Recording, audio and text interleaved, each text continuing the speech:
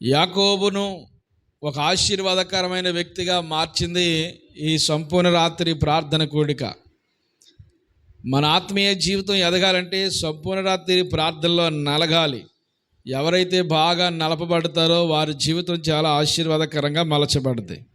ఆశీర్వాదం అనగానే భూమి మీద ఉన్న సమస్త వస్తువులన్నీ సంపాదించేసుకోవడం అనుకున్నారు కనుక, ఆశీర్వాదం అంటే దేవుడు మనతో ఉండడమే ఆశీర్వాదం.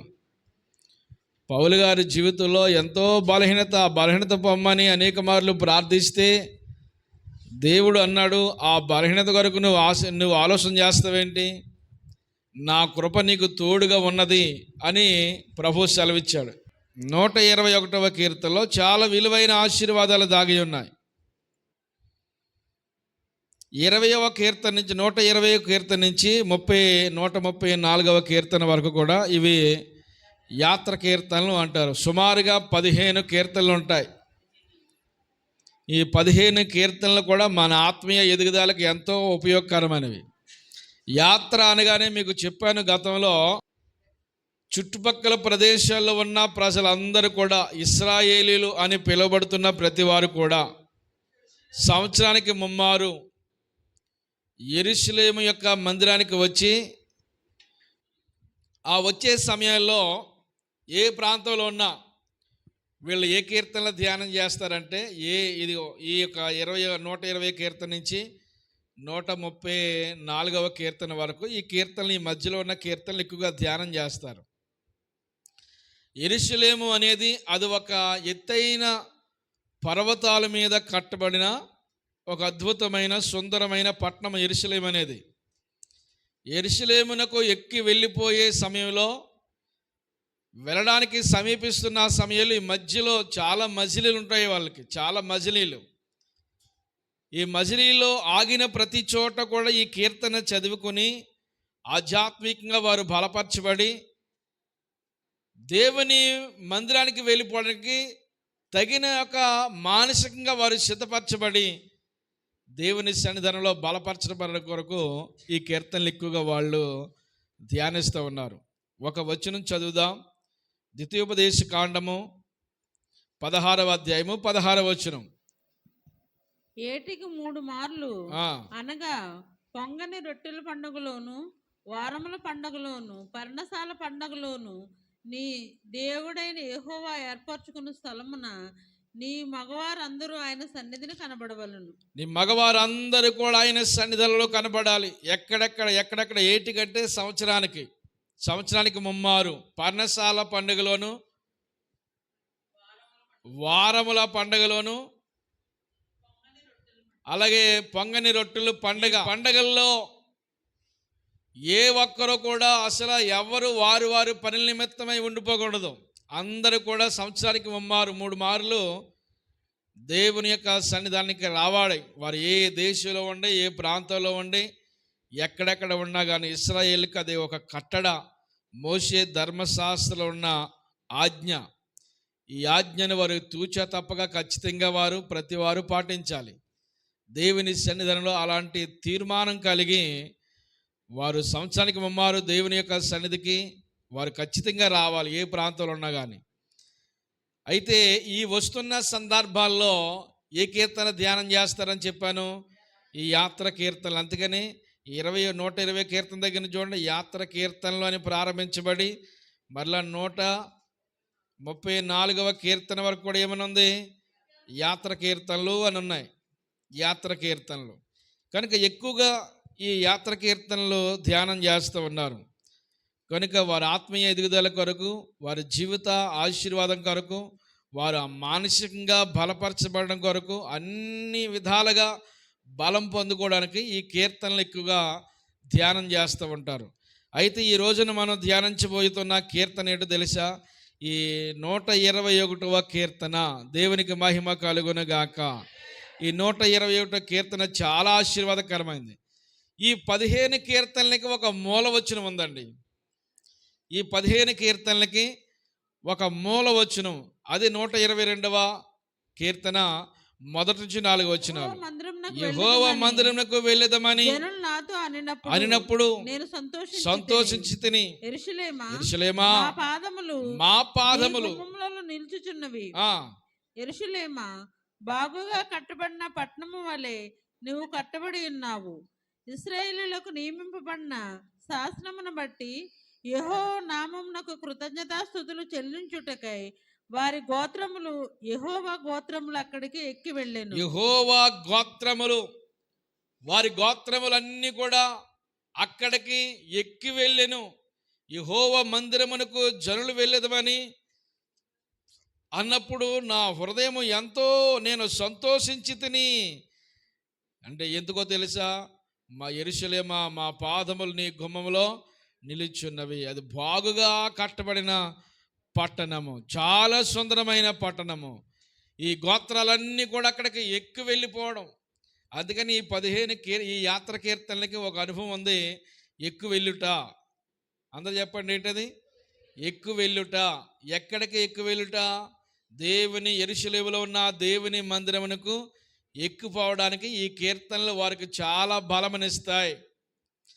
ఎక్కడెక్కడ ఉన్న వారందరూ కూడా ఈ యొక్క యెరూషలేములో ఉన్న దేవుని మందిరానికి ఎక్కువ వెళ్ళిపోవాలి. అలాగే మన యాత్ర కూడా భూలోకంలో మనం యాత్రికులము, పరదేశులు మనం. ఆమెన్. భయమేస్తుందా యాత్రికులు పరదేశులు అనగానే? మనం ఎవరు? యాత్రికులు మనం, పరదేశులు మనం. యాత్రికులుగాను పరదేశులుగాను ఉన్న మనము పరమ కానానుకు ఎక్కి వెళ్ళిపోవాలి. ఎక్కి వెళ్ళిపోవాలంటే ఆత్మీయ జీవితాన్ని పదిలంగా కట్టుకోవాలి, ఆత్మీయంగా ఎదగాలి. మనము అన్ని విషయంలో ఎదిగి ఫలించాలి. అలా ఎదగకపోతే మన ఆత్మీయ జీవితం వర్ధిల్లదు. ఎదగాలి మనం. అనేకమైన మాటలు లోకానుసారమైన వచ్చి మన ఆత్మీయ జీవితాన్ని పాడు చేసే వస్తాయి. అయినా కానీ మనం ఎదగాలి. అక్కడికి ఎక్కి వెళ్ళాలి. మన గమ్యం, గురి ఒకటే, ఎక్కి వెళ్ళాలి మనము. ఈ ప్రపంచ దేశాల్లో ఉన్న ఇశ్రాయేలు, ఆయా దేశాల్లో ఉన్న వారందరూ కూడా యెరూషలేములో ఉన్న దేవుని మందిరానికి ఎక్కి వెళ్ళిపోవాలి. అది వారి గురి. ఈ మధ్యలో ఎన్ని మజిలీలు ఉన్నా కానీ ప్రతి మజిలీలో కూడా ఏం జ్ఞాపకం చేసుకుంటారంటే దేవుని వాక్యాన్ని వారు జ్ఞాపకం చేసుకుంటారు. ఎన్ని ఆటంకాలు వచ్చినా, ఎన్ని ఇబ్బందులు వచ్చినా, ఎన్ని కష్టాలు వచ్చినా మన కష్టాల్లో దేవుని వాక్యాన్ని జ్ఞాపకం చేసుకుంటూ మన ఆత్మీయ జీవితాన్ని కట్టుకుంటూ విశ్వాస యాత్రలో మనం ముందుకు కొనసాగాలి. పందెపు రంగంలో ఉన్నవాడు ఆ బహుమానము సాధించుకోవడానికి అలాంటి విశ్వాసంలో ముందుకు వెళ్ళాలి మనము. ఈ 121వ కీర్తనకి ఇచ్చిన టైటిల్ ఏంటంటే, నిన్ను కాపాడుటకు కునుకొని నిద్రపోని దేవుడు నీకుండగా నీకు భయమేలా. కునుక కానీ నిద్ర కానీ లేకుండా ప్రతి క్షణము, ప్రతి నిమిషం, ప్రతి గడియ ఈనాటి వరకు కూడా మనల్ని కాపాడుకుంటూనే వచ్చాడు, మనల్ని వెంటాడుతూనే వచ్చాడు. ఆ విషయం మనకు అర్థం తెలియకపోవచ్చు. దేవుని తోడు మనకుంది, దేవుని కాపుదల మనకుంది, దేవుని భద్రత మనకుంది. అందుకొరకే మనం ఈ రోజున క్షేమంగా ఉన్నాం. నిన్ను కాపాడుటకు కునుకొని నిద్రపోని దేవుడు నీకు తోడుగా ఉండగా నీకు నిత్యము నిన్ను కంటికి రెప్పలా కాపాడుతూ ఉన్నాడు. నీకు సహాయం చేసే దేవుడు నీకు ఉన్నాడు. నిన్ను కాపాడువాడు, నీకున్న సమస్తమును కాపాడువాడు, నీ ప్రాణమును కాపాడువాడు, కునికడు, నిద్రపోడు, నీకు నిత్యము సహాయం చేసే దేవుడు నీకున్నాడు అని తెలియజేసేదే ఈ 121వ కీర్తన. దేవునికి మహిమ కలుగును గాక. ఈ కీర్తన మనం ధ్యానించకుండా ఉంటే అసలు దేవుడు మనకి ఎలా తోడై ఉంటాడో మనకు అర్థం కాకపోయి ఉండొచ్చు. కనుక దేవుని వాక్యాన్ని ఎప్పుడు కూడా క్షుణ్ణంగా పరిశీలన చేస్తూ ఉండాలి. అందుకనే ప్రతి ఒక్కరితో చెప్పాను, ఈ కీర్తన ప్రతి వారు కంటతో పెట్టాలని. ఎందుకు కష్టంలో ఉన్నప్పుడు వెంటనే ఏం చేసుకోవాలి? ఈ వాక్యాన్ని. నీకు అప్పుడు బైబిల్ ఎలా వస్తుంది? అన్ని సందర్భాల్లో బైబిల్ మనకి దగ్గర ఉండదు కదా. ఈ వాక్యాన్ని మన మధ్యలో ఏం చేస్తూ ఉండాలంటే జ్ఞాపకం, అలా ధ్యానిస్తూ ఉండగానే దేవుని కాపుదల నిన్ను వెంటాడుతూ ఉంటుంది. స్తోత్రం కలుగును గాక. అందుకని చెప్తున్నాడు, కొండల తట్టు. మొదటిగా మనం చూసుకుంటే కొండల తట్టు నా కనులెత్తుచున్నాను, నాకు సహాయము ఎక్కడ నుండి వచ్చును? నాకు సహాయము ఎక్కడ? యెరూషలేమునకు వెళుతున్న సందర్భంలో వారు యెరూషలేము పైన కట్టబడిన దేవుని మందిరాన్ని జ్ఞాపకం చేసుకుంటూ ఆ మందిరం వైపు కళ్ళెత్తి చూస్తూ, అంటే యెరూషలేము అనగానే అది ఒక ఎత్తైన కొండల మీద కట్టబడిన ప్రదేశం. అది యెరూషలేము వెళ్ళాలంటే ఏం చేయాలి? ఎక్కి వెళ్ళాలి. చెప్పండి ఒకసారి, యెరూషలేము అంటే ఏం చేయాలి? ఎక్కి వెళ్ళాలి. అలాగే యెరూషలేముని పక్కనే ఉంది ఒక పట్టణం యెరికో. యెరికోకి వెళ్ళాలంటే దిగి వెళ్ళాలి. సుమారు దానికి దీనికి 2000 అడుగులు ఎత్తుంటుందంట యెరికోకును యెరూషలేముకును. అంటే అంత ఎత్తైన ప్రదేశంలో మళ్ళీ ఆ ఎత్తైన ప్రదేశం వెళ్ళిపోతే పైన మళ్ళీ చాలా చదరం ఉంటుంది. ఆ యొక్క కొండల మీద ఎత్తైన ప్రదేశం మీద కట్టబడిన పట్టణం కనుక కొండల తట్టు నా కళ్ళెత్తుచున్నాను. కొండలు అనగానే ఏ కొండలు? యెరూషలేము మందిరము కట్టబడిన కొండలు. దేవునికి మహిమ కలుగును గాక. కొండ అనగానే దేవుని మందిరం వైపు చూస్తున్నట్లు వారి అర్థం. దేవుని మందిరం వైపు చూస్తున్నట్లు అర్థం. కనుక కొండల తట్టు నా కళ్ళెత్తుచున్నాను, నాకు సహాయము ఎక్కడ నుండి వస్తుంది? ఎక్కడ అసలు నీకు సహాయం ఎవరు చేస్తున్నారు? అన్ని సందర్భాల్లో నీకు సహాయం చేసేవారు ఎవరు? ఎవరు నీకు తోడుగా ఉన్నాడు? ఎవరిని నడిపిస్తున్నారు? ఎవరు నీ ప్రక్కన ఉన్నారు? అసలు ఎక్కడి నుంచి నీకు సహాయం వస్తూ ఉంది? ఆటోమేటిక్గా అన్నీ జరిగిపోతున్నాయి అనుకుంటున్నారు. చాలామంది అనుకుంటారు వాటి అంతటవే అన్నీ జరిగిపోతున్నాయి. ఏదో ఇదంతా సృష్టి క్రమం, సృష్టి రహస్యం. ఇంకొక ఆయన అంటాడు సృష్టి లీల అంటాడు. ఇది అనేక రకమైన మాటలు మాట్లాడుకొని ఏదో మొత్తానికి ప్రకృతి ఇలా నడిపించబడిపోతుంది అనుకుంటున్నారు. కానీ దీని వెనక ఒక వ్యక్తి ఉండి అన్నీ నడిపిస్తున్నాడు. ఆయన కనుసైక ద్వారా, ఆమేన్, ఆయన కనుసైక ద్వారా మొత్తం ఈ ప్రపంచాన్ని నడిపిస్తూ ఉన్నాడు. ఆయన కనుసైక ద్వారా ఆయన మనకి సహాయాన్ని పంపుతూ ఉన్నాడు. ఎవరు నీకు సహాయం చేసేవాడో మనం గుర్తించాలి. ఈ కీర్తనలో ఎక్కువగా అదే మనం చూస్తాం.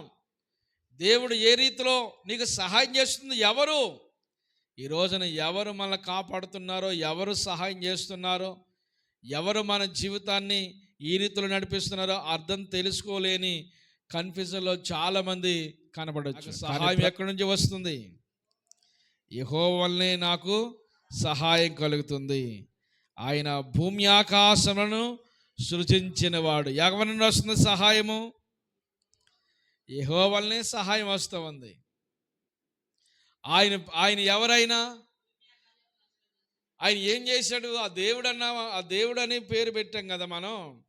ఆ దేవుడు ఏం చేశాడేంటి? ఆయన భూమి ఆకాశములను కలుగజేసిన వాడు. సూర్య చంద్ర నక్షత్రాలను ఈ మహాకూటమిని ఏర్పాటు చేసిన వాడు. ఎవండి ఋతువులు ఇవ్వడానికి నక్షత్రాలు కలుగజేసిన వాడు. ఎవండి సమస్తమును అనుగ్రహించిన వాడు. మట్టిని మానవుడిగా తయారు చేసిన వాడు. గొప్ప దేవుడు మన పక్షంగా ఉన్నాడు. ఆయన భూమి ఆకాశములను కలుగజేసిన వాడు. అంత గొప్ప దేవుడు, అంత ఆశీర్వాదకరమైన దేవుడు, అంత మహిమోన్నతమైన దేవుడు మనకు తోడుగా ఉన్నాడంటే సామాన్యమైన విషయం అనుకున్నారు ఇది. ఆమేన్. ఆయన నీతో ఉన్నాడు. ఆ భూమి ఆకాశాలను కలుగజేసి, భూమి ఆకాశాన్ని ఏం చేశాడు ఆయన? భూమి కలుగును గాక అంటే కలిగిపోయింది అంతే.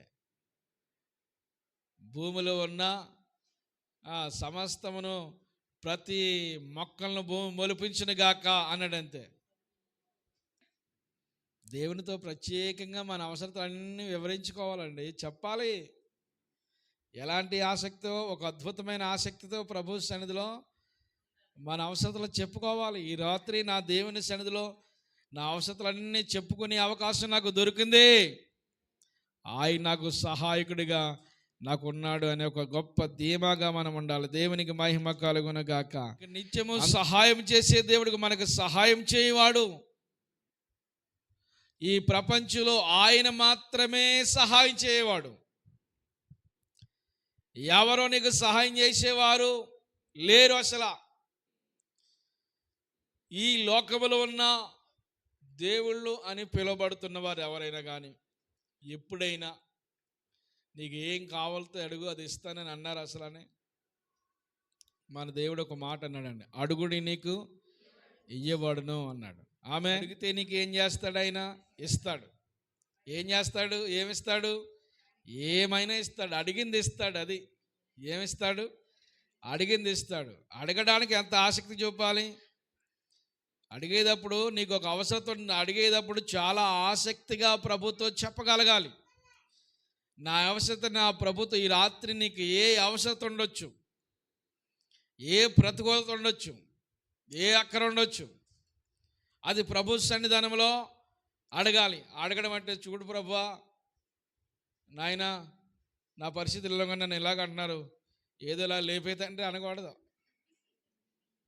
అలాంటి దురుద్దేశంతో ఏది దురుద్దేశంతో అడిగితే అది మనకు ప్రమాదం అయిపోద్ది.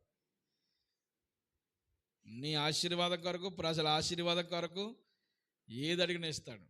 ఈ రాత్రి మన ముందున్న ఒక అద్భుతమైన ప్రార్థన అవసరత మీకు చెప్పాను గతంలో.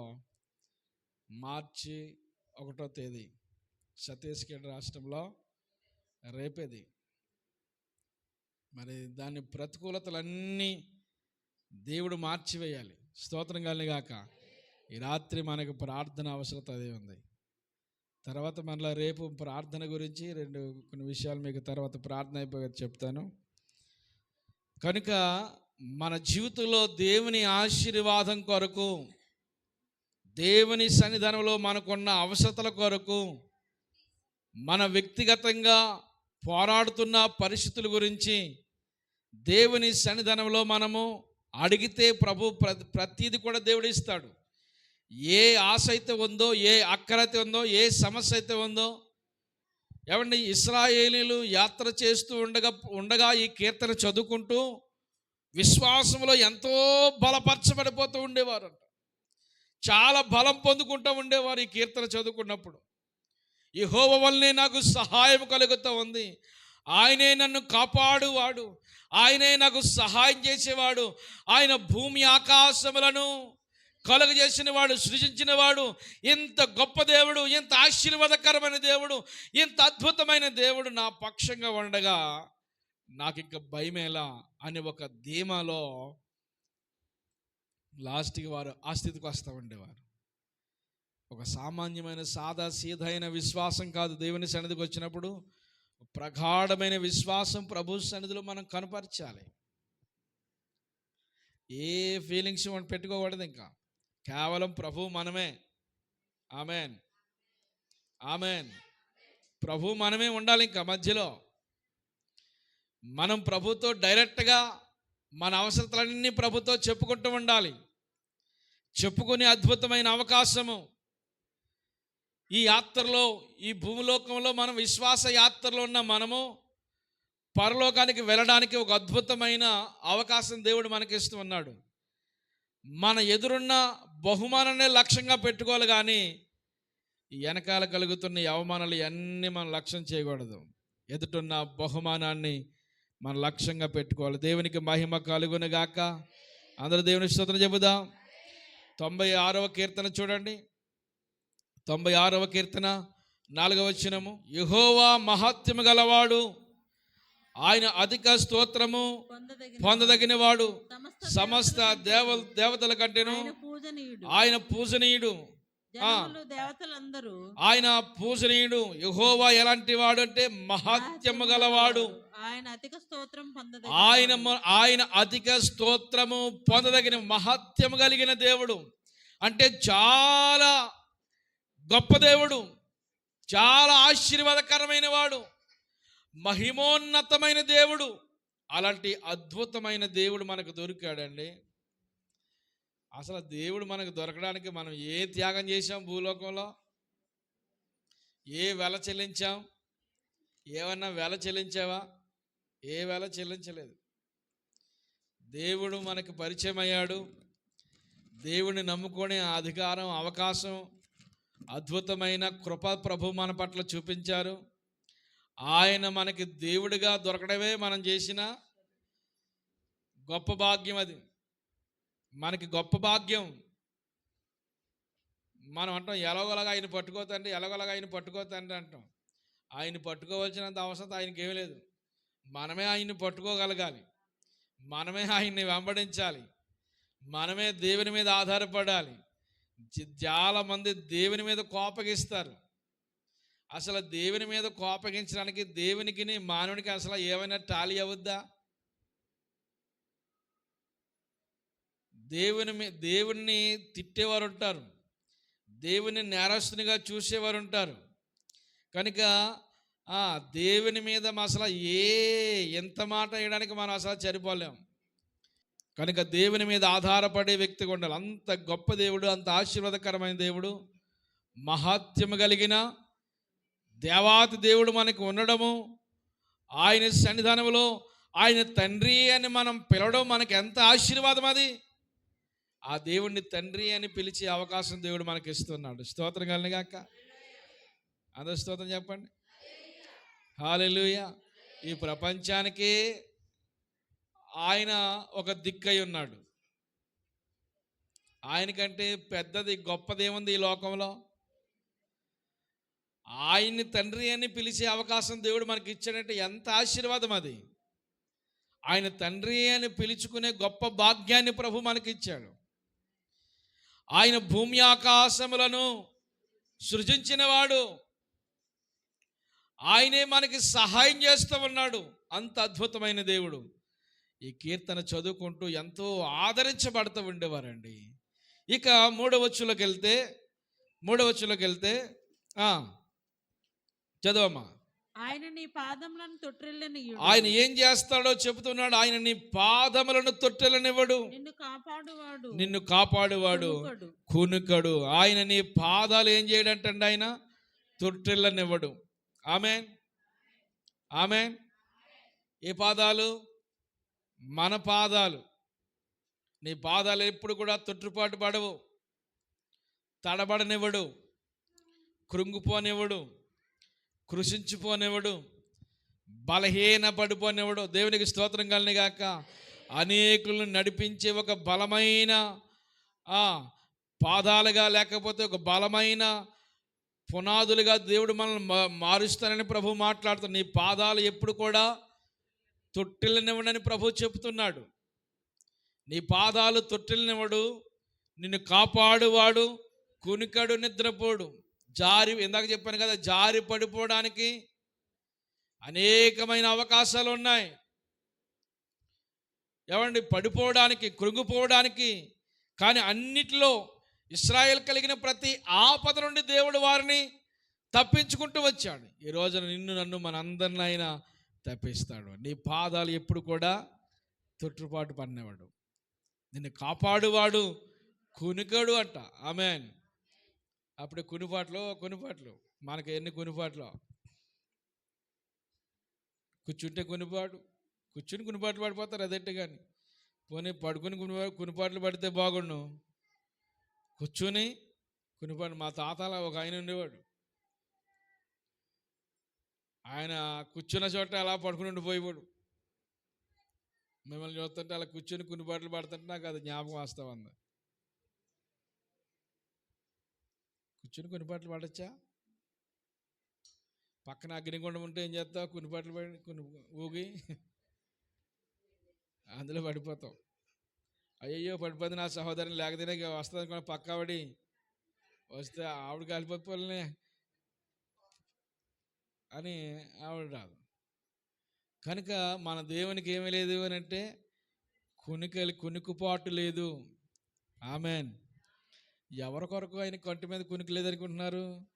నీ కొరకే కంటి మీద కునుకు లేదు ఆయనకి. అంటే నీవు ఆయన్ని కంటి మీద కునుకు లేకుండా చేసేస్తున్నమాట. అర్థమైందా అమ్మా శారమ్మ గారు? నువ్వు ఆయనకి కంటి మీద కునుకు లేకుండా చేసేస్తున్నావు. నువ్వు కంటి మీద కునుకు లేకుండా చేస్తున్నావు. ఆయన ప్రతిరోజు ఆయన మన గురించి ఆలోచన చేస్తుంటాడు. అన్ని సందర్భాల్లోని ఆయన ధ్యాస అంతా మన గురించే. నువ్వు ప్రయాణమై వెళ్ళావనుకో, నిన్ను క్షేమంగా మరలా గృహానికి చేర్చాలి దేవుని యొక్క ఆలోచన. ఆమేన్. అన్ని విషయాల్లో నిన్ను కాపాడాలని దేవుని యొక్క ఆలోచన. నిన్ను కాపాడడానికి ఎలాంటి శ్రద్ధ కలిగి ఉన్నాడో ఆయన కునుకు లేకుండా నిత్యం మన మీద ఆసక్తి కలిగి ఉన్నాడు. స్తోత్రం కలిగిన నిన్ను కాపాడు దేవుడు. ఆయన కునుకడు, నిద్రపోడు. నిన్ను రక్షించుటకు, నిన్ను క్షేమపరచడానికి, నువ్వు వెళుతున్న ప్రయాణములో విజయం ఇవ్వడానికి, అన్ని విషయాల్లోనూ మనల్ని కాపాడడానికి ఆయన కునుకు లేకుండా నిత్యం మన గురించి ఆలోచన చేస్తున్న దేవుడు. దేవునికి మహిమ కలుగును గాక. ఆయన నీ పాదములను తొట్టెలనివ్వడు. నిన్ను కాపాడువాడు కునుకడు. నిన్ను కాపాడువాడు కునుకడు. 94వ కీర్తన 8వ వచనం చదవండి. 94వ కీర్తన 8వ వచనం. నా కాలు జారిన నేను అనుకొనగా యెహోవా నీ కృప నన్ను బలపరుచున్నది. నీ కృప నన్ను అంటే కాలు జారకుండా దేవుని కృప మనల్ని ఏం చేస్తామంది? బలపరుస్తూ ఉంది. నీ అడుగులు తడబడకుండా మన జీవితాన్ని తొట్టుపాటు పడకుండా అన్ని విషయంలోనూ బలపరిచి దేవుని సహాయం మనకి చేస్తూనే ఉన్నాడు. దేవునికి మహిమ కలుగునుగాక. నీ పాదములు ఎప్పుడు కూడా ఆయన ఏం చేయడంట? తొట్టెలనివ్వడు. నీ పాదాలని బలపరుస్తాడు. నీ చీలమండలాన్ని బలపరుస్తాడు. అన్ని విషయాల్లో ఒక బలమైన ఆయుధం వలె మారుస్తానని దేవుడు మనకి సమాధానం ఇస్తూ ఉన్నాడు. కానీ 4వ వచనం, ఇశ్రాయేలు కాపాడువాడు కునుకడు నిద్రపోడు, యెహోవాయే నిన్ను చూసారా? ఈ కీర్తన అనువనువు వచ్చిన వెంబడి వచ్చినము నిన్ను కాపాడును, నీకు సహాయం చేయను, నిన్ను తొట్టెలనివ్వడు, నిన్ను పడిపోనివ్వడు, నిన్ను కృంగిపోనివ్వడు, ఆయనకు నిద్ర లేకుండా నీకు సహాయం ఇంక ఏ మాటలు కనిపిస్తూ ఉన్నాయి. ఇక్కడ అన్నాడు ఇశ్రాయేలీలను కాపాడువాడు, ఆయన కునుకడు నిద్రపోడు. ఇశ్రాయేలు కాపాడువాడు, కునుకడు నిద్రపోడు. ఏమంటే ఇశ్రాయేలు అనేది ఒక వ్యక్తి, లేకపోతే ఒక జనాంగమా? ఒక జనాంగము. ఒక వ్యక్తిలో నుంచి వచ్చారు వీళ్ళందరూనే. ఏమ్మా నేను అడుగుతున్నాను, ఒక వ్యక్తిలోంచి వచ్చారా, లేకపోతే ఏమన్నా ఒక 10-15 మంది నుంచి, ఒక 100 మంది నుంచి పుట్టారా వీళ్ళందరూ? ఒక వ్యక్తి నుంచే వచ్చారు. ఆయన పేరే ఇశ్రాయేలు. ఆ ఇశ్రాయేలే యాకోబు. యాకోబు పేరే ఇశ్రాయేలు. యెబ్బోకు రేవు దగ్గరి యాకోబును దేవుడు అన్నాడు, ఇక్కడి నుంచి నీవు అనేక జనములకు తండ్రి వగుతో గనుక నీ పేరు ఇశ్రాయేలు అనబడును అన్నాడు. ఆమెన్. ఇశ్రాయేలు అనే పేరులోనే ఒక గొప్ప ఆశీర్వాదం ఉంది.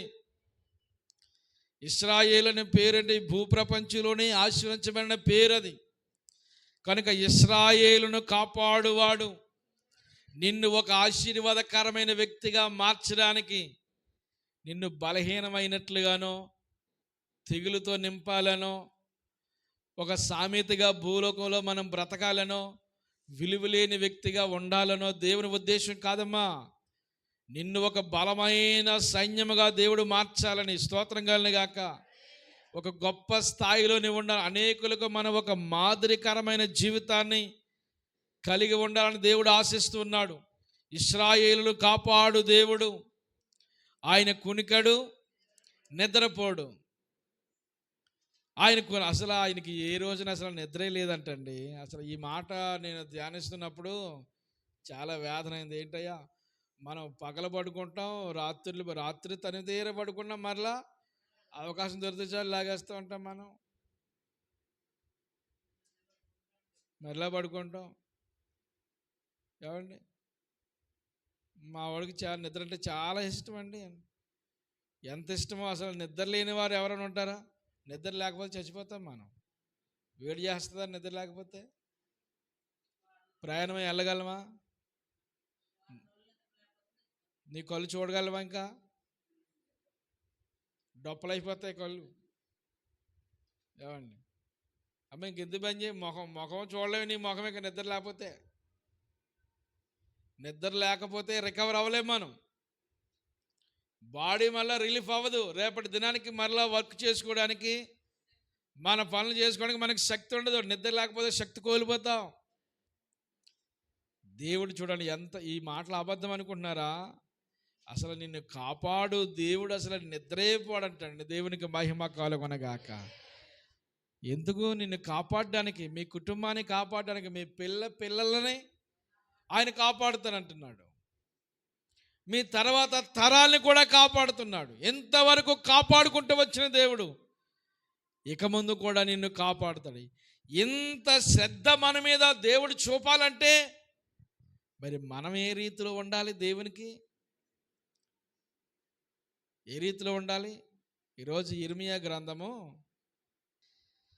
43వ అధ్యాయము. ఇర్మియా గ్రంథం ఎవరితో మాట్లాడుతున్నాడు? ఇర్మియా 43వ అధ్యాయము అని అంటే యూదా దేశములో మిగిలి ఉన్న శాసనముతో ఇర్మియా మాట్లాడుతున్నాడు.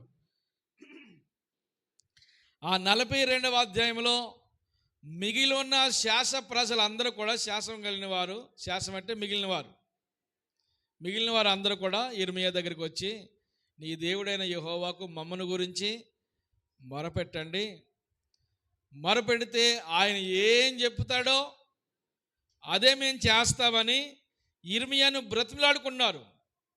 అయితే ఇర్మియా దేవునికి ప్రార్థన చేశాడు. ఇర్మియా యొద్ద నుండి దేవుని వాక్కు ఇర్మియాకు వచ్చింది. ఈ ప్రజలకి నేను చేసిన కీడు, దాని విషయమై నేను సంతాపం నొందుతున్నానని 10వ వచనంలో చెప్పాడు.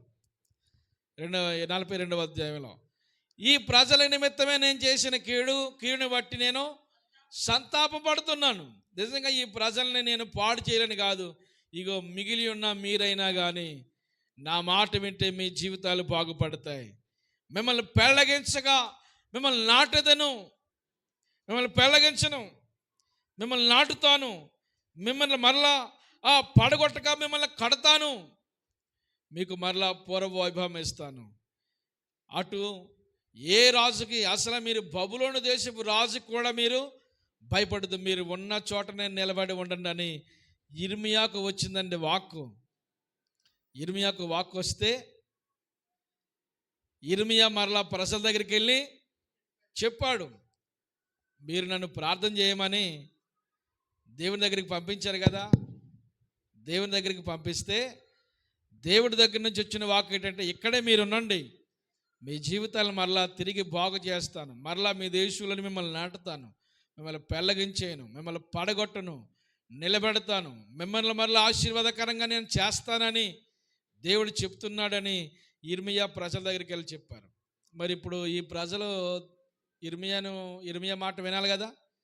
వినకుండా ఏం చేశారనుకున్నారు? ఇక 43వ అధ్యాయాలకు వెళ్తులోనికి ఇక మరలా అక్కడి నుంచి జరిగేది ఏంటంటే, వీళ్ళు ఐగుప్తు దేశం వెళ్ళిపోతున్నారు. ఎక్కడికి? ఐగుప్తు దేశం వెళ్ళిపోతున్నారు. ఐగుప్తు దేశంలో ఉన్న మేము అక్కడికి వెళ్తే ఒకవేళ మేము క్షేమపరచబడతామేమో, ఇర్మియా మాట నమ్మొద్దు, ఇర్మియా మాట నమ్మంటే మరలా మన దేశాన్ని ఇంకా తుత్తునీలుగా చేయబడిపోద్ది అని ఇర్మియా మాటను మరలా తృణీకరించేసి ఐగుప్తు దేశం వెళ్ళిపోయారు. విన్నారా మాట? ఏమని విన్నారా? ఐగుప్తు దేశంలో వారు క్షేమంగా ఉంటారా? ఐగుప్తు దేశాన్ని తునాతునకలు చేసేసాడు బబులోను దేశపు సామ్రాజ్యపు రాజు అయిన నెబుకద్నెజరు. తునాతునకలు చేశాడు. అందులో ఉన్న వాళ్ళందరినీ ఇక మొత్తం వాళ్ళందరినీ తీసుకుని వెళ్ళిపోయాడు. దేవుని మాట ఏదైతే చెబుతాడో ఆ మాట వినే స్వభావం ఉండాలండి మనకి. స్తోత్రం కలుగును గాక. దేవుని మాట వినే స్వభావం మనకు ఉండాలి.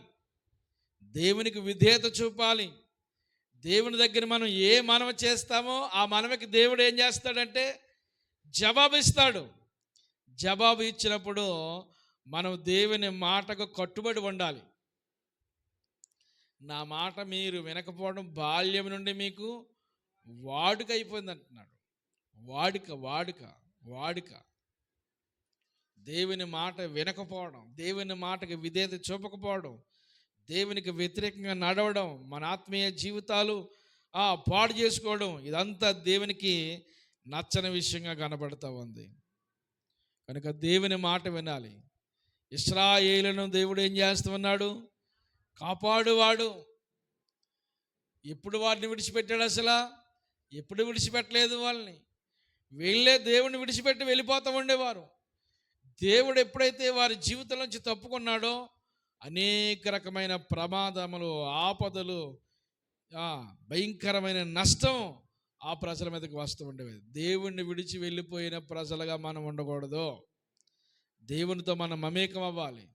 దేవుడు నాతో ఉన్నాడు అని ప్రజలకి రుజువు చేయాలి. ఆమేన్. అది ఎంత ఆశీర్వాదం అండి. దేవుడు మనతో ఉన్నాడని సమాజానికి రుజువు చేయాలి. మనం దేవుని ప్రజలమని సమాజానికి తెలియబడనివ్వాలి. దేవుని సమాజాన్ని ముందుకు నడిపించే ఒక ఆశీర్వాదకరమైన వ్యక్తులుగా మనము నడిపించబడాలని దేవుడు ఆశపడుతున్నాడు. దేవునికి మహిమ కలుగునుగాక. ఇశ్రాయేలును ఏం చేసేవాడు? కాపాడువాడు, కునికడు, నిద్రపోడు. నిత్యము కాపాడేవాడా? అప్పుడప్పుడు కాపాడేవాడా?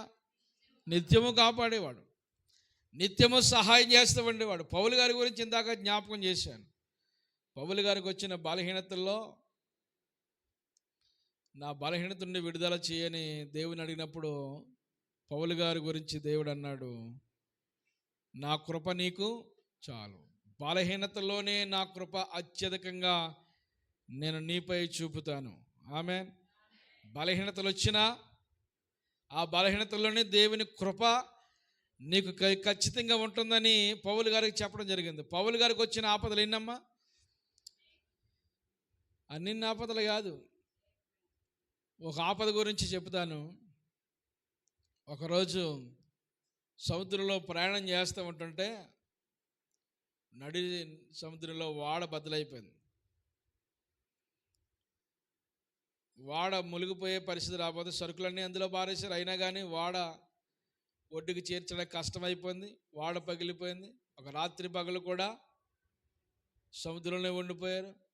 భయంకరమైన మిలేతు అనే ఒక తీరానికి వచ్చి అక్కడ వాళ్ళు ఆ దాపునకు వచ్చి అక్కడ చేరారు. ఒడ్డుకొచ్చిన సముద్రంలో ఒక రాత్రి పగలు ఉండి ఒడ్డుకొచ్చిన వాళ్ళ పరిస్థితి ఎలా ఉంటుంది? ఎలా ఉంటుందమ్మా? చాలా కష్టతరంగా ఉండదా? అమ్మయ్య బ్రతుకు జీవుడాని బ్రతుకమరాని వాళ్ళు ప్రాణాలు తెప్పరిల్లిన వారై చాలా నిమ్మలపరచబడతారు. మరి వీళ్ళు రాత్రి భాగంలో కూడా సముద్రంలో ఉన్నారు. తీవ్రమైన చలి, ఒళ్ళంతా చచ్చిపడిపోయింది. ఇప్పుడు మరి ఆ చలికి కాచుకోవడానికి పొలాలు ఏరి అక్కడ మంట వేస్తున్న సమయంలో పౌలు గారిని పాము గరిచేసింది. చూసారా కష్టం ఎలా గమనిస్తూ ఉందో? రాత్రే అసలు ముందే సముద్రంలో చనిపోవలసిన వాడు బ్రతికి బయటకు వచ్చాడు. పోన్లే, ఈ ఆపదలను దేవుడు బ్రతికించాడు కూడా బయటకు వస్తే మరి ఆ పాము నుండి మరి పౌల్ని కాపాడాలి కదా దేవుడు. అది కరవకుండా కాపాడాలి కదా. తప్పించలేదు దేవుడు, ఆ ప్రమాదాన్ని తప్పించలేదు. దానికి గురైపోయాడు. అందరూ కూడా వీడు ఎంత దరిద్రుడా, వీడికంటే దరిద్రుడు ఇంకొకరు ఉంటారా? అందరూ ఏదోలా బ్రతికి బయటికి వచ్చారు అనుకునే సందర్భంలోనే ఈ లోపల ఇతను పాము గరిచింది. ఇతనికంటే దౌర్భాగ్యుడు మరొకడు ఉండడేమో అనుకుని ఇక చనిపోతాడు అనుకున్నారు అందరిని. కానీ పౌలు గారు చనిపోలేదు. దేవుని స్తోత్రం కలుగాక. ఆ విషంలో నుండి ఆ విషాన్ని విరిచి మరలా పౌలుని సజీవుడిగా దేవుడు కాపాడాడు. Amen, amen. ఎందుకు ఆ నష్టం జరిగింది? దేవుడు కాపాడేవాడు అని ఆ ప్రజలకి, దేవుడు నిలబెట్టేవాడు పడగొట్టేవాడు కాదని ఆ ప్రజలకి, ఆ మిలేతులో ఉన్న ఆ ద్వీపవాసులందరికీ తెలియపరచబడడం కొరకే పౌలు గారి జీవితంలో ఆ ప్రమాదం జరగడం, దాని నుండి మరలా దేవుడు కాపాడబడ్డం. దేవునికి మహిమ కలుగును గాక. ప్రమాదం జరగడం, ఆ ప్రమాదం నుండి మరలా దేవుడు కాపాడడం అంటే దేవుడు కాపాడేవాడు అని ప్రజలకి గుర్తు చేస్తూ ఉన్నాడు. నీ జీవితంలో చేసిన అద్భుతాలు సమాజానికి ఒక సాక్ష్యంగా ఉండాలి. అమిలేతు ప్రజలందరూ కూడా దేవుణ్ణి మహిమపరిచారు. మన జీవితంలో ఒకవేళ కష్టాలు వస్తున్నాయా, నిందలు వస్తున్నాయా, అవరోధాలు వస్తున్నాయా, ఏ విధమైన ప్రమాదంలో ఉన్నాయి. ఒకసారి కష్టం మీద కష్టం, మూలిగైన నక్క మీద తాటిపండు పడిందంట. ఇక దాని జీవితం ఎలాగొట్టదు చూడండి. అప్పటికే సావలాగా సిద్ధమై వచ్చి ఎండంతా తిరిగి తిరిగి తిరిగి తిరిగి తిరిగి కాసేపుకి చేస్తానన్నప్పుడు ఏదో కాస్త నీడ దొరికింది. ఆ నీడ కింద విశ్రమిద్దారని తాడి చెట్టు కింద గొచ్చులోనికి పైనుంచి ఏం పడింది? తాటిపండు పడింది. అమ్మ చచ్చానరా బాబు అనేది. ఒక్కొక్కసారి పరిస్థితులు ఇలాగ ఉంటాయి. కష్టం తర్వాత కష్టం, శ్రమ తర్వాత శ్రమ, బాధ తర్వాత బాధలు. ఒకటి తప్పించుకుంటే మరొకటి, అది తప్పించుకుంటే మరొకటి. ఇన్ని వచ్చినా కానీ దేవుడు మనల్ని ఏం చేస్తాడో తెలుసా? కాపాడేవాడు. దేవునికి మహిమ కలుగునగాక. నిన్ను కాపాడడం పెద్ద సమస్య ఏం కాదు. కొన్ని మారులు ఒకవేళ మనం ఏమైనా రాంగ్ ట్రాక్లో వెళ్తున్నామేమో, దారి మళ్ళించి మరలా దేవుని ట్రాక్లో మళ్ళించడానికి కొన్నిసార్లు దేవుడే శ్రమలకు మనలను అనుమతిస్తాడు. కనుక ఏ రోజున కూడా దేవునికి వ్యతిరేకమైన స్వభావంతో మనం ఉండొద్దు అని ప్రభువు సెలవిస్తున్నాడు. ఇశ్రాయేలు ఏం చేసేవాడు? ఆయన కాపాడేవాడు. యెషయా గ్రంథం చూడండి. యెషయా గ్రంథము 32వ అధ్యాయం 2వ వచనం. యెషయా గ్రంథము 32వ అధ్యాయము 2వ వచనం.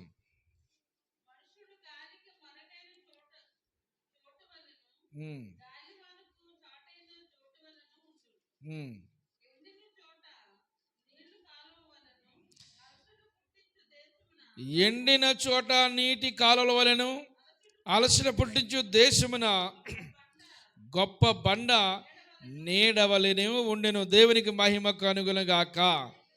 అందరూ దేవుని స్తుతులు చెప్పండి. చాలా అద్భుతమైన మాట. ఈ మాట మీరు మరలా ఒకసారి చదువుదాం. మనుషులు గాలికి మరుగైన చోటు వలెను, గాలివానకు చాటైన చోటు వలెను నుండును. ఎండిన చోట నీళ్ల కాలువల వలెను, అలసట పుట్టించు దేశమున గొప్ప బండ నీడవలే ఉను. అలసట పుట్టించు దేశములో ఒక బండవలే, ఆ బండ దాపున వచ్చే నీడ నిన్ను ఆదరించినట్లుగా మనల్ని అలాగా ఒక బండలాగా ఆదరిస్తాడట. అలసట పుట్టించు దేశములో ఎవండి ప్రయాసపడి భారం మోసుకునిచున్న సమస్త జనులారా నా యొద్దకు రండి, నేను మీకు విశ్రాంతినిస్తాను. ఆయన ఏం చేస్తాడు నీకు తెలుసా? విశ్రాంతినిస్తాడు. ఈ లోకంలో ఎవ్వరు ఇవ్వలేనంత నెమ్మది మన దేవుడు ఇవ్వగలడు. ఈ ప్రపంచంలో ఎక్కడ లేనంత తృప్తి దేవుళ్ళో మనకు దొరుకుతూ ఉంది. ఈ లోకంలో ఎక్కడ లేని ఆనందము, ఆశీర్వాదము అది దేవుళ్ళో మనకు దొరుకుతుంది. దేవునికి మహిమ కలుగునగాక. అలసట పుట్టించు దేశములో ఒక నీడవలే. ఆమేన్. అందరూ స్తోత్రం చెప్పండి.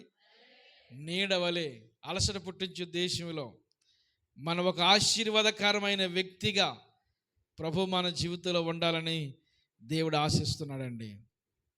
పగలు ఎండ దెబ్బ అయినా, కింద ఉన్నాడు కదా, పగలు ఎండ దెబ్బ అయినను, రాత్రి వెన్నెల దెబ్బ అయినను నీకు తగలదు.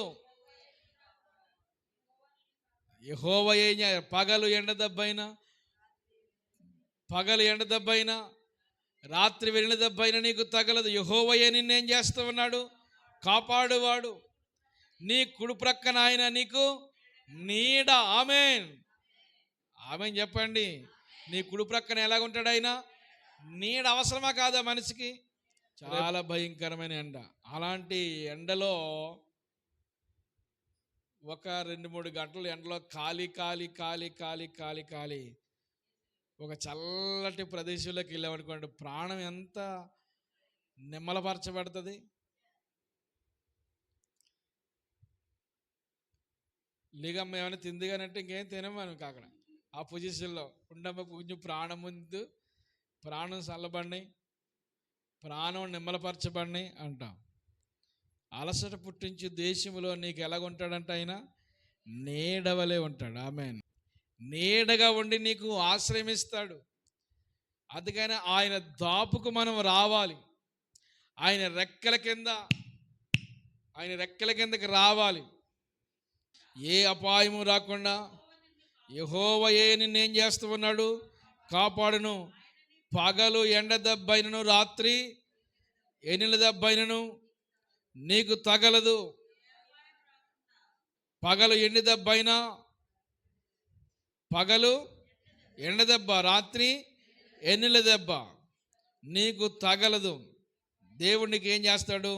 తగలకుండా, ఏ దెబ్బ తగలకుండా నిన్ను కాపాడుతాడు. ఈ కీర్తన ప్రారంభం నుంచి చూడండి.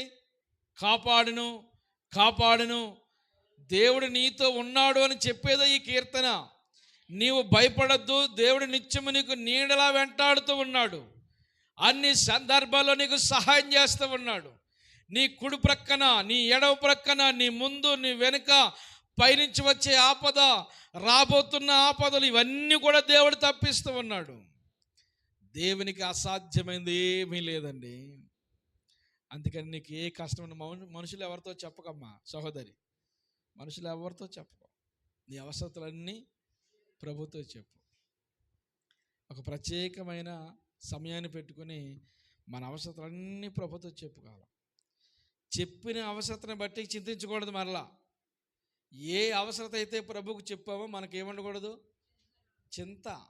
అన్న ఎప్పుడైతే దేవుని సన్నిధికి వెళ్ళి దేవునికి మొక్కుకొని ఆయన దేవుని సన్నిధానంలో వండి చెప్పుకొని వచ్చేసిందో, ఆనాటి నుండి ఇంకా దుఃఖముకురాలై ఉండడం మానేసిందంటండి. దుఃఖం లేదు. ఇంకెందుకు దుఃఖం లేదు? నా దేవునికి చెప్పాను, ఖచ్చితంగా నా సమస్యలో నన్ను విడుదల చేస్తాడు. ఆయన నాకు సహాయం చేస్తాడు. పగలు రాత్రి, పగలు రాత్రి, పగలు కాపాడుతాడు, రాత్రి కాపాడుతాడు. పగలు కలిగే భయాలు, పగలు కలిగే ప్రమాదాలు, రాత్రి కలిగే భయాల నుండి దేవుడు మనల్ని కాపాడుతాడు. పగలు ఎండ, ఏదో పాట ఉంది కదా, ఇందాక నుంచి జ్ఞాపకం చేసుకుని రావట్లేదు. పగలు అలాగే రాత్రి వెన్నెల దెబ్బల నుండి దేవుడు ఏం చేస్తాడు? మనల్ని కాపాడుతాడు. మనల్ని కాపాడే దేవుడే కానీ నిలబెట్టే దేవుడు. రాత్రి కలిగే రోగాలు, భయాలు, ప్రమాదములు, పీడకళ్ళు, ఎన్నో పీడకళ్ళు. కొన్నిసార్లు మనం అయిపోయినట్టు వస్తాయి పీడకళ్ళు. అది కళని తెలిసాక ఊరట కలిగిద్ది కదా. అమ్మ కళ, అయ్యి బాబా ఇంకా అయిపోయింది నా పని అనుకున్నాను. పోలీసుడు చిక్కేసినట్టు, ఎక్కడో ఎవరో తీసిపట్టు, ఎవరికి కనిపించిన జనసంచారం లేని ప్రదేశంలో పాడేసినట్టు, ఇలాంటివి ఎన్నో వస్తాయి. వచ్చినప్పుడు ఏ మధ్యరాత్రి వేళ మెలకు వస్తుంది. అమ్మయ్య వెంటనే మంచులు తాగుతుంది. కళ. రాత్రి ఎన్నో పీడకళ్ళు, ఎన్నో పీడకళ్ళు. రాత్రులు కలిగే భయాలు, చాలా భయాలు. పగలు కలిగే ప్రమాదాలు, ఎన్నో ప్రమాదాలు. వాటన్నింటి నుంచి కూడా దేవుడు ఏం చేస్తాడు? మనల్ని కాపాడి మనకి సహాయం చేస్తాడు. దేవునికి మహిమ కలుగును గాక. పగలు ఎండ దెబ్బైనను, రాత్రి వెనుల దెబ్బైనను నీకు తగలకుండా నిన్ను కాపాడుతాడు. నీకు ప్రమాదం నుండి తప్పిస్తాడు. పౌలు గారి గురించి జ్ఞాపకం చేసుకున్నాం కదా. సముద్రంలోని కాపాడాడు దేవుడు. పౌలు గారికి వచ్చిన ఆపదలన్నీ స్వజల నుండి ఆపదలు, ఏమంటే సువార్త వలనైన ఆపదలు, యూదుల నుండి ఆపదలు, రోమాల నుండి ఆపదలు, ఎన్నో ఆపదలు, ఎన్నో ఆపదలు. ఆపద మీద ఆపద, ఆపద మీద ఆపద, ఆపద మీద ఆపద, ఆపద మీద ఆపద. ఎన్ని ఆపదలు వచ్చినా ఆ ఆపదలన్నింటి నుండి కూడా దేవుడు పౌలుని కాపాడలేదా? కాపాడలేదమ్మా? ఎంత అద్భుతమైన కాపుదల. ఎన్ని సంఘాలు కట్టాడు. ప్రపంచమంతా చుట్టుముట్టేశాడు దేవుని సువార్త కొరకాయ. ప్రపంచమంతా దేవుని సువార్త నింపేశాడు. ఎన్ని ఆపదలు వచ్చినా ఆపదలంట్లో కూడా దేవుడు కాపాడుతూనే ఉన్నాడు. మనం అందుకనే పూర్వకాలం నుంచి భక్తుల చరిత్ర జ్ఞాపకం చేసుకుంటూ ఉంటే, భక్తుల జీవితాల్లో ఎలా దేవుడు కాపాడుకుంటూ వచ్చాడు. శద్రక్ మెషక్ అబేద్నెగోలను అగ్నిగుండంలో నుండి దేవుడు వారిని కాపాడాడు. మనం ఏదో ఒక సన్నివేశం పెట్టారు. పెడితే దానియేలుని సింహాల బోన్లో విసిరేశారు. సింహాల బోన్లో దానియేలు చూడగానే సింహాలు వణికిపోతున్నాయండి. సింహాలు వణికిపోతున్నాయి. దేవదూత వలె దానియేలు సింహాలు కనపడుతున్నాడు. దగ్గర రావడానికి భయపడిపోతున్నాడు. అప్పటి వరకు ఎవడొస్తాడో చూశారు. తర్వాత ఈడొచ్చాడేటి అనుకుంటున్నాను. మొత్తానికి రాత్రి తెల్లవారులు కంటి మీద కునుకు లేకుండా సింహాలు దానియేలుకి చూశారు. ఎంత అద్భుతమో! సింహాల బోన్లోకి వెళ్లకుండా ఆపు చేయలేడు దేవుడు, ఆపు చేస్తాడు. కాకపోతే ఒక విషయం సమాజానికి అర్థం అవ్వాలి. సింహాల బోన్లో కూడా నేను కాపాడుతాను అని చెప్పడం కొరకే సింహాల బోన్లోనికి దేవుడు దానియేలుని నడిపించాడు. స్తోత్రం కలిగిన గాక. అగ్నిగుండంలోకి వెళ్లకుండా వారిని కాపాడలేడు దేవుడు, కాపాడుతాడు. కానీ అగ్నిగుండంలో ఉండి కూడా నేను కాపాడుతాను అని చెప్పడం కొరకే దేవుడు వారిని అగ్నిగుండానికి అనుమతించాడు. వారి తల వెంట్రుకలో ఒకటి కూడా అసలు అగ్నివాసనే రాలేదటండి. ఎంత అద్భుతం అండి ఇది! అద్భుతాల్లో మహాద్భుతం. ఇదేదో చాలామంది అనుకున్నారు కట్టుకథలు అనుకుంటారు కొంతమంది. ఇందులో ఒక మాట తీసేయడానికి లేదు, ఒక మాట ఇందులో కలపడానికి లేదు. అన్ని వాస్తవాలు. అందుకని ఇది పరిశుద్ధ గ్రంథమైంది. ఇందులో అవాస్తవాలు ఉండవు. అంత పరిశుద్ధమైన వాతావరణం మనం ఈ గ్రంథంలో చూస్తాం. కొంతమంది వ్యక్తులు కొన్ని మార్లు ఒకవేళ తప్పుడు నడక నడిచి ఉండొచ్చు. అంతలోనికి ఇది పరిశుద్ధ గ్రంథం కాకపోదు. ఒక వ్యక్తి నీతిని చూపించాడు, అతని వెనకాల జీవితాన్ని కూడా ఇందులో దేవుడు చూపించగలిగాడు. ఏమండి, అతను మంచి క్యారెక్టరే చూపించి అతని వెనకాల చెడు క్యారెక్టర్ చూపించకుండా లేడు. చెడును కూడా దేవుడు చూపించాడు. గల కారణం ఏంటంటే అలా మనం ఉండొద్దు. కనుక మనం ఆత్మీయతను కాపాడుకుంటూ ఉండాలని దాని కొరకు చెప్పడం కొరకు ఆయన విషయాన్ని తెలియజేయడం జరిగింది. దేవునికి మహిమ కలుగును గాక. ఆయన ఏం చేస్తున్నారు? పగల ఎండ దెబ్బైనా రాత్రి వెన్నుల దెబ్బైనా తగలకుండా నిన్ను కాపాడును. ఏ అపాయము రాకుండా యెహోవా నిన్ను కాపాడును, ఆయన్ని ప్రాణమును కాపాడును. ఆమేన్. ఇక కీర్తన ప్రారంభం మొదలుకొని ఇప్పటి వరకు కాపాడు కాపాడు కాపాడు కాపాడు అంటూనే వచ్చారు. ఏమండి, ఏ అపాయము రాకుండా నిన్నేం చేస్తాడంట? ఆయన కాపాడుతాడు. అలాగే నీ ప్రాణమును కాపాడువాడు. ఆమేన్. నీ ప్రాణమా యెహోవాను స్తుతించుమా, అంతరంగమా ఆయన మేలులను మరువకుమా. అందరనండి, ప్రాణమా యెహోవాను స్తుతించుమా, అంతరంగమా ఆయన మేలులను మరువకుమా. యేసయ్య నిన్ను పిండముగానే ఎరిగిన సంగతిని మరువకుమా. యేసయ్య నిన్ను పిండముగానే ఎరిగిన సంగతిని మరువకుమా. నిన్ను కాపాడుతున్న దేవుడు, నీకు సహాయం చేస్తున్న దేవుడు, నీ ప్రాణాన్ని కాపాడుతున్నవాడు, నీ కుడి ప్రక్కన నీడగా ఉండేవాడు. ఏమంటే ఆయన నిద్ర లేకుండా, ఆయన కునుకు లేకుండా కాపాడుతున్న దేవుడు. అన్ని విషయాల్లోనూ దేవుడు నీకు ఏం చేస్తున్నాడు? నిన్ను కాపాడుతూనే ఉన్నాడు. దేవునికి మహిమ కలుగును గాక. పేతురు పత్రిక మొదటి పత్రిక 1వ అధ్యాయం 5వ వచనం చదవమ్మా. దేవుని శక్తి చేత కాపాడుబడు మీ కొరకు ఆ స్వాస్థ్యము.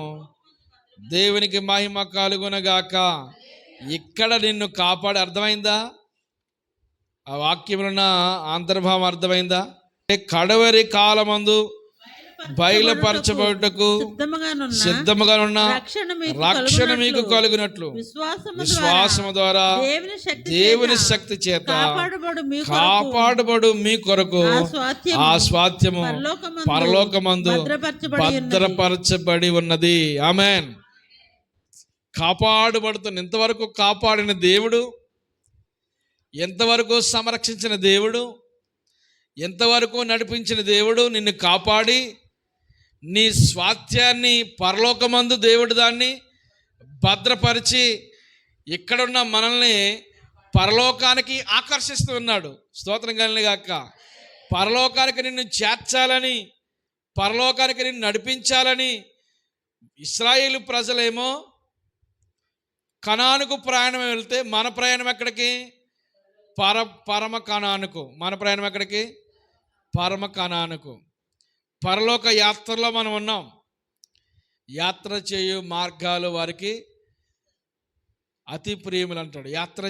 ఆ యాత్ర చేసే మార్గాలు వారు చాలా ఆసక్తిగా వారు ఆ యాత్రలో పాలు పొందుకుంటూ ఉండేవారు. యాత్ర మార్గాలు వారికి ఎంతో అతి ప్రియములుగా ఉంటూ ఉండేవి. మనం ఎక్కడికి ఇప్పుడు యాత్ర? పరలోకానికి యాత్ర.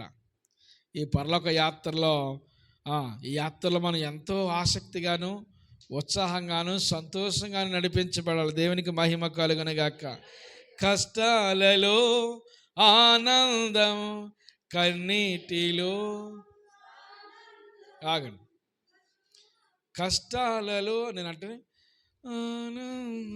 ఎలాగ ఇవ్వ కష్టాలలో మీరు ఎంత ఆనందంగా వాడుతున్నారు, మీ మొగలంగా చూస్తే ఆనందం కనపడాలి. కష్టాలలో కన్నీటిలో వేదనలో బాధలలో ఆనందం, ఆనందం, ఆనందం, యేసయ్యలోనే ఆనందం, ఆనందం, ఆనందం, యేసయ్యలోనే ఆనందం. దేవునికి మహిమ కలుగునుగాక. దేవుని సన్నిధిలో మన జీవితాన్ని ఒక ఆనందకరమైన జీవితంగా మార్చాలని ప్రభు ఆశపడుతున్నాడు. ఒకవేళ కష్టాలు గుండా వెళుతున్నావా, ఆ కష్టాల్లోనే దేవుడు నాతో ఉన్నాడు అని ఉండాలి. గాఢంధకారపు లోయలో సంచరించినను ఏ అపాయమునకు నేను భయపడను. ఎందుకు భయం? ఎందుకు? కాపాడు దేవుడు ఉన్నాడు కదా. తెచ్చేవాడు ఉంటే మనకెందుకు ఇబ్బంది? అంతే కదా. మనం ఇంకా ఇబ్బంది పడలేదు, అది లేదు ఇది లేదు, ఇబ్బంది పడాల్సిన లేదు, అన్నీ ఆయన చూసుకుంటాడు కాబట్టి. అలా కాపాడే దేవుడు మనకుంటే ఎడారిలో ఉంటే ఏంటి, అగ్నిగుండంలో ఉంటే కనుక అన్ని సందర్భాల్లోనూ దేవుడిని ఏం చేస్తూ ఉన్నాడు? కాపాడుతున్నాడు. ఆమేన్. నన్ను కాపాడే దేవుడు కునికుడు నిద్రపోడని చెప్పండి. వీళ్ళు చెప్తలేదు. వీళ్ళు కాపాడే వాళ్ళు ఎవరన్నారా? చెప్పండి సార్. అని కాపాడే దేవుడు కునికడు నిద్రపోడు. ఆమేన్. ఎలాగా? పగలు ఎండ దెబ్బైనా, రాత్రి ఎన్నిల దెబ్బైనా తగలకుండా నీ కుడి ప్రక్కన నీడగా ఉండి నీకు సహాయం చేస్తానని ప్రభు చెప్తున్నాడు. దేవునికి మహిమ కలుగును గాక. ఇక చివరిగా చూసుకుంటే ఇది మొదలుకొని నిరంతరము నీ రాకపోకలేదు యెహోవా నిన్ను. ఈ వాగ్దానం చాలా వాహనాల మీద ఉంటుందండి. ఈ వాగ్దానం చాలా వాహనాల మీద ఉంటుంది. నీ రాకపోకలందు దేవుడు ఏం చేస్తుంటారు? మనల్ని కాపాడాలి. ఆయన మనల్ని కాపాడితేనే మనం కాపాడబడతాం. వెళ్తాం, మనం ఇంటికాడ మళ్ళీ వస్తానని చెప్తాం, కానీ దేవుడు కాపాడితే వస్తాం. దేవుడు కాపాడకపోతే మధ్యలోనే అట్నుంచటే ఎవరండి. ప్రతి నిమిషం నీ రాకపోకలందు యెహోవా నిన్ను కాపాడును. ఆమేన్. ఒక అద్భుతమైన వాగ్దానం అండి. రాత్రి మనం ధ్యానం చేస్తున్న వాక్యము విశ్వాస జీవితంలో దేవుడిస్తున్న భరోసా. విశ్వాసకి దేవుడిస్తున్న భరోసా. నేను నీకు ఉన్నాను అని అభయమిస్తున్న దేవుడు మనకి ఈ కీర్తనలో మనకు కాపాడుతాడు. దేవునికి మహిమ కలుగును గాక. హల్లెలూయా, హల్లెలూయా. దేవుడు ఉన్నాడు, ధీమాగా ఉంది, అందుకనే పడుకుంటున్నానండి అంటావా? ఆయన మనల్ని కాపాడుతాడు. తన ప్రియులు నిద్రిస్తుండగా ఆయన వారికి ఇచ్చుచు ఉన్నాడు. మనం నిద్రిస్తాం, హాయిగా పండుకుంటాం. ఏమండి, అన్ని కార్యక్రమాలు దాని అంతటయే జరిగిపోతలేదు. దేవుడు అన్నీ నడిపిస్తూ ఉన్నాడు. సమస్తం మనల్ని కాపాడి నడిపించి పోషిస్తున్న దేవుడు. నీ లోపలికి వెళ్ళినప్పుడు, బయటికి వచ్చినప్పుడు, నువ్వు కూర్చున్నప్పుడు, పండుకున్నప్పుడు, ప్రతి స్థలములోనూ దేవుడు నీకు సహాయం చేస్తూనే ఉన్నాడు. ఎంతకంటే మనకి ఏం కావాలి? ఇంతకంటే ఏం కావాలమ్మా? ఇంకా ఏమైనా కావాలా? పోనీ అయ్యే ఇప్పుడు ఈ రాత్రి ఏం సరిపోవండి నాకు, అవి ఎక్కడ సరిపోతాయి అంటావా? ఏమండి, ఎన్ని ఉన్నా, ఏ అవసరత నీవు కలిగి ఉన్నా, నీ అవసరత, నీకున్న సమస్తం, మన అవసరతలన్నీ మనం ప్రభుతో చెప్పుకోవడానికి ఒక అద్భుతమైన అవకాశము. ఆయనే ఇంతవరకు కాపాడుతానని చెప్పిన దేవుడే. ఆయనే భూమి ఆకాశములను కలుగజేసిన వాడు, సృజించిన దేవుడు, మన సృష్టికర్త, మన నిర్మాణకుడు, మన పోషకుడు, మనకు సహాయం చేసే దేవుడు. ఆయన మనతో ఉన్నాడు. నేను మీకున్నానని ప్రభువు సెలవిస్తున్నాడు. ఆయన మనతో ఉండగా దేనికి మనం చింతించవలసిన అవసరం లేదు. ఇశ్రాయేలు ప్రజలు యాత్ర చేసే మార్గాల్లో ఈ కీర్తన చదువుకున్నప్పుడు 100% చాలా తృప్తిపరచబడుతూ ఉండేవారంట. 100% మా దేవుడు మాతోనే ఉన్నాడు అనుకుంటూ ఉంటాడు. దేవుని మీద ఆధారపడే వారికి ఈ విషయాలు అర్థమవుతాయి. ఎవరి మీద ఆధారపడద్దు, మనుషుల మీద అసలు పడద్దు, ఎవరి మీద ఎప్పుడు ఆధారపడద్దు. మొదటి ప్లేసులో మనం దేవుడిని పెట్టుకోవాలి. నా దేవుడి నాకు సమస్తం సహకరించి నడిపిస్తున్న దేవుడని మన విశ్వాస సహితంగా దేవుని మీద మనం ఆధారపడ్డట్టయితే నిత్యము ఆయన సహాయం మనకు అందుతుంది. దేవునికి మహిమ కలుగును గాక. దేవుని మీద మనం ఆధారపడదాం. మన కాపాడే దేవుడు మనకున్నాడు, మన నడిపిస్తున్న దేవుడు మనకున్నాడు, మనకు సహాయం చేస్తున్న దేవుడు మనకున్నాడు. పగలు రాత్రి, అలాగే ఎండవేళ నీడవలే అలసట పుట్టించు దేశంలో ఒక గొప్ప బండవలే. ఆ బండ ఎవరో తెలుసా? ఆయనే క్రీస్తు. క్రీస్తు అనే బండ దగ్గరికి మనం వచ్చాం. ఆమేన్. ఆ బండలోని త్రాగిన వారు అందరూ కూడా వారి జీవితంలో తృప్తిపరచబడతారు. యేసుక్రీస్తు ప్రభు దగ్గరికి వచ్చిన వాళ్ళు ఎందరో, ఆ బండ దగ్గరికి వచ్చిన జీవితాలు ఎందరో మారిపోయినాయి. మారలేదా? సమరయ స్త్రీ మారిపోయింది. రహస్యంగా ఆ రోజున క్రీస్తుని వెంబడించిన వారిలో నికోదేము కనిపిస్తాడు. అలాగే అరిమతయ యేసేపు కనపడతాడు. అలాగే యేసుక్రీస్తు ప్రభు సిలువేసిన సందర్భంలో రోమా సైనికుడైన శతాధిపతి కనపడతాడు. అలాగే రోమా గవర్నమెంట్లో పనిచేస్తున్న అధికారులు ఎందరో, కొర్నేలి రోమా గవర్నమెంట్లో గొప్ప అధికారి, ఒక శతాధిపతి కూతురు బాగుపడినప్పుడు ఆ వ్యక్తి దేవుడు నమ్ముకు, ఇలాగ ఎందరో రహస్యంగా ప్రభుని బహిర్గతంగా కొందరు వెంబడిస్తే రహస్యంగా వెంబడించిన వారు ఎందరో, ఆ బండ దగ్గరికి వచ్చిన జీవితాలు ఎందరో మారి వారి జీవితాలు ప్రభుకి అంకితం చేసి క్రీస్తుకు ఆహుతైపోయారు. దేవునికి స్తోత్రం కలగాక. ఇక చివరిలో యేసుక్రీస్తు ప్రభు వారు సిలువేసిన తర్వాత బరబ్బ కూడా మార్చబడ్డాడండి. ఆమేన్. ఒక బందిపోటు దొంగ బరబ్బ కూడా మార్చబడ్డాడు. యేసుక్రీస్తు ప్రభువుని ప్రక్కలో బల్లెముతో పొడిచాడు కదా శతాధిపతి, సైనికుల్లో అధిపతి ఒకడు, వాడు కూడా మార్చబడ్డాడు. చివరికి యేసుక్రీస్తు ప్రభువు నీడ తగిన వారందరి జీవితాలు మారిపోయి దేవునికి మహిమ కలుగునుగాక. యేసే దేవుడిని నమ్మిన విశ్వసించిన ప్రతి వారు నిత్యత్వానికి అర్హులైపోయారు. నేడే లాస్ట్కి చివరి క్షణాల్లో యేసు ప్రభువును తెలుసుకున్నాడు. ఆ శిలువ మీద ఉన్న దొంగ, నేడే నువ్వు నాతో పరదేశంలో. ఒక్క అవకాశం వచ్చింది. వెంటనే అవకాశాన్ని వాడు సద్వినియోగం చేసుకున్నాడు. హలో, ఒకే ఒక అవకాశం వచ్చింది. ఇక మరలా అవకాశం లేవు ఆ శిలువ మీద ఉన్న దొంగకి. లాస్ట్ చివరి క్షణంలో ఒక్క అవకాశం వచ్చింది. వెంటనే అవకాశాన్ని వినియోగించుకున్నాడు. దేవుని రాజ్యంలో ఆ వ్యక్తి ఉన్నాడు. ఆమేన్. కనుక ఇచ్చిన అవకాశాలన్నీ దుర్వినియోగం చేసుకోవద్దు. ఇదే మనకి అనుకూలమైన సమయం, మిక్కిలి సమయం ఇదే, రక్షణ దినం ఇదే. రాబోతున్న దినాలు ఎలాగుంటాయో మనకు తెలియదు. దేవుని మీద ఆధారపడి ప్రభులో ముందుకు నడిపించబడదాం. అట్టి కృప ప్రభు మనందరికీ అనుగ్రహించును గాక. ఆమేన్. మోకరించండి, అందరూ ప్రార్థన చేసుకుందాం.